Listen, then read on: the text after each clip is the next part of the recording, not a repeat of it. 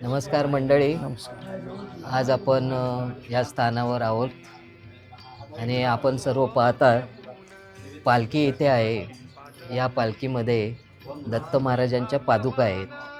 ह्या पादुका गाणगापूर ते वाशिंद असं पायी परिक्रमा ठरलेली आहे आणि आमची भाऊ प्रतिष्ठान ही जी संस्था आहे तिचं यंदाचं हे रौप्य महोत्सवी वर्ष आहे. माझ्याबरोबर एक दत्तभक्त उभे आहेत, तर आपण त्यांच्याशी वार्ता करूया. नमस्कार. नमस्कार. तुमचं नाव काय? माझं नाव नामदेव दवम कोळी. वा, बरं, हे पायी परिक्रमा तुम्हाला कसं कळलं? ते काका आहेत, दुसरे भाऊ आहेत, नारायण कोली वगैरे, कृष्णा कोली. अच्छा. ते मला सांगित परिक्रमाला तुम्ही याल का, मी परिक्रमाला निघालो. पण दुसरी एक गोष्ट आहे की तुम्हाला एक मोठा म्हणजे पाय तुमचा थोडासा अधू आहे, तुम्हाला चालता येत नाही, तर तुम्हाला असं वाटलं नाही का बाबा मी कसं चालू शकेल, माझा पाय असा आहे, तर तुम्ही हे एकदम कसे काय आलात तिथे परिक्रमेला?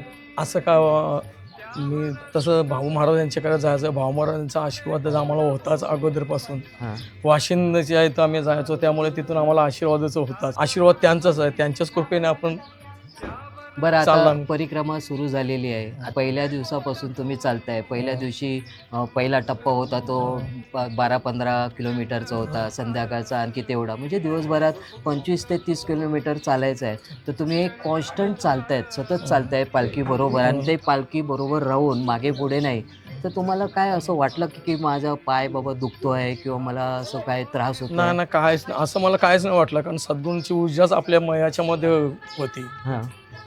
ऊर्जा एक आपलं दैवतच आपल्या हृदयामध्ये बसलेलं आहे, आणि आपल्याला हाणता चालवते एवढ्या रस्त्यामध्ये, दुसरं काय पाहिजे आपल्याला? ऊर्जा तुम्हाला ती जाणवते. खरं ना, आपला आशीर्वाद असला, स्वामी समर्थांचा आशीर्वाद असला, भाऊ महाराजांचा आशीर्वाद असला, तर नक्की आणखी पुढे आपण. तर मंडळी, हे थोडंसं एक बातचीत होती हे परिक्रमेचं.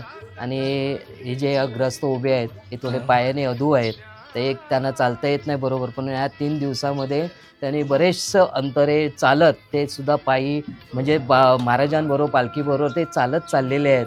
आणि त्यांना ती एवढी ऊर्जा मिळते की हे जे आपण म्हणतो की देव आहे तो आपल्याबरोबर असतो, आपल्याला ऊर्जा देतो, शक्ती देतो, त्याचं एक छोटंसं हे उदाहरण आहे.